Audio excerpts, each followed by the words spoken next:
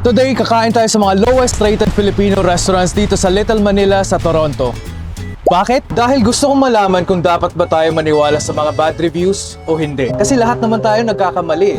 First up, Salo-Salo. 3.4 star. May isang review ang pinaka-naintriga ko. Sabi ni PC, siomai is not cooked. Please make sure your food is cooked.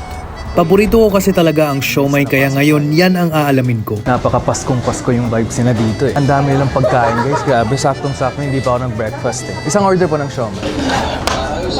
Siomai. Grabe po.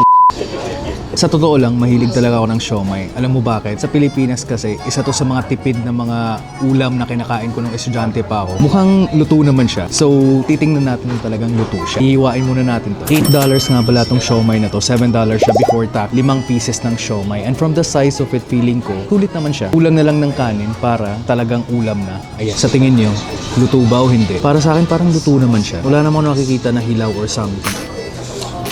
Napaka-juicy niya, grabe. Ang sarap ng sauce niya, chili, spicy sauce yung kinuha namin. Malamang mayayari ako nito mamaya. Luto naman siya.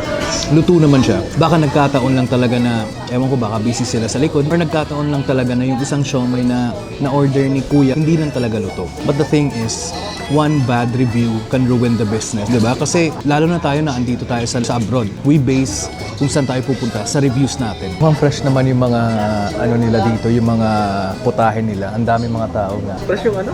Putahe. Narinig ko babae? Hindi.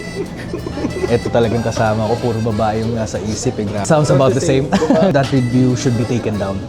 Hindi, magsulat na lang ako ng bagong review na luto na po yung siomai nila. Tapos pumunta po kayo ulit and don't worry about it. I'll vouch for it. Kahit hindi ito sponsored video, but I got you guys. We are heading to our second stop.